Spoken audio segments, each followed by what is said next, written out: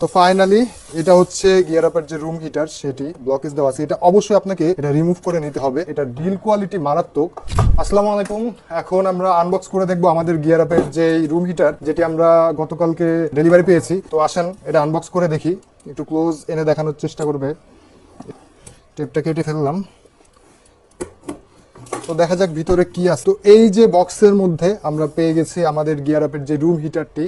এটি cock sheet দিয়ে খুব সুন্দরভাবে রাখা আছে, যাতে এটি কোনো ধরনের ড্যামেজ হয়ে যাতে ভেঙে না যায়। তো আমরা চেষ্টা করব এটা তোলার।